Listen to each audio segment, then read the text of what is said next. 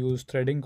So you would learn overall about sockets, about threading, and stuff. So yeah, let's get started with the coding. So open a new Python project, and first of all, we need to import threading. All right, let's import threading. Let's import socket. So this two is done. Now we need to define a target, that is the IP address that we, or the domain name that we want to target, or we want to scan the ports.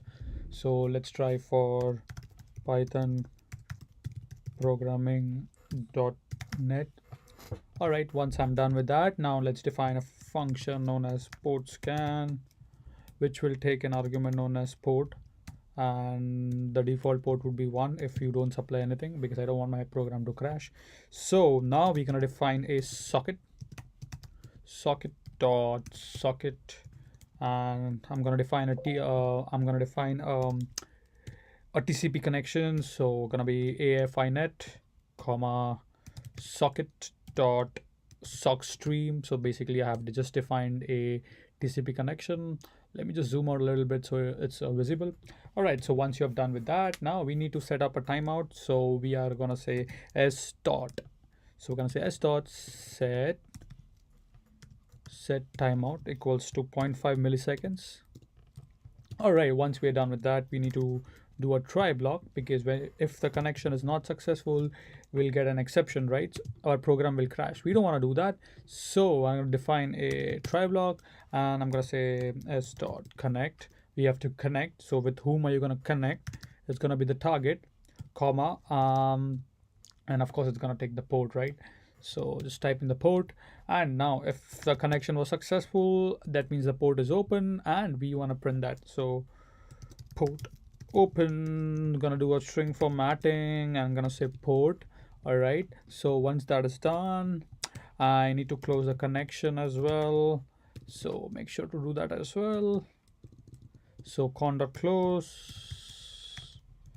All right, so I have closed the connection, and if there was any kind of a exception, what I'm gonna say, just go to the next IP port address if that was not successful. So I'm just gonna say pass. So that's it. That's pretty easy. Now let us define a main function. Define main. This is where we will be running our program. So I'm gonna define for x in range, and I'm gonna say target. Oops. Target. Oh, my bad. I'm actually defining a for loop. Why am I writing target? So I'm gonna say 1 to 2000. Now what are we gonna do? T dot. So let's say we define. Oops, what's happening? Threading dot thread. So we define the thread. Now we need to supply a target, which is gonna be our port scanner. Make sure to remove that. Quarks. And just before this, I'm gonna say r equals to 1. I'm gonna say quarks, and I'm gonna pass in a dictionary. So I'm gonna say port, and I'm gonna give an value of r. I'm gonna say r equals to, or let's say plus equals 1. Was it plus equal or equal plus? I don't remember. So let's go with the old fashioned. So all right, so we have we need to start the thread after we have done this. So t dot start. That's it. Pretty easy. Let's define the main function. If underscore underscore name equals to, so underscore underscore name equals to main, that means run main. Oops. Colon main. Yep, that's it. And we are ready to test our program. Hopefully it does not fall into any errors. All right, so let's get started. Let's run this and see whether this port scanner works or not. So here you can see it's scanning, and it did not found out any ports.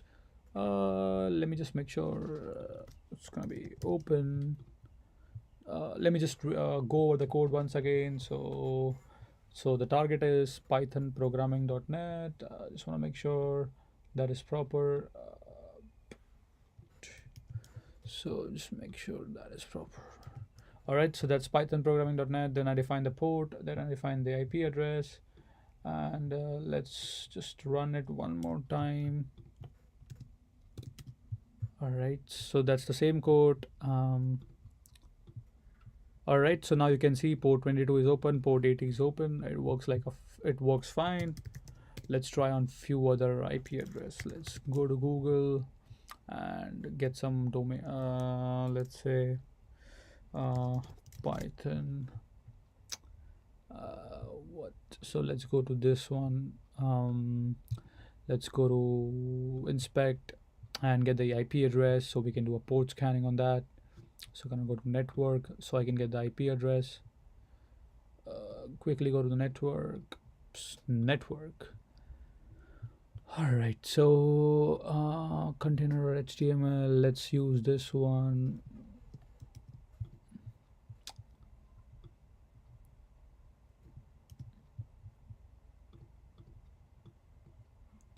Here you can see port 80 is open. So that's it for this video. Hope you guys enjoyed it. So we made a simple port scanner and the code is also there on my GitHub account. Make sure to download that, play around with it.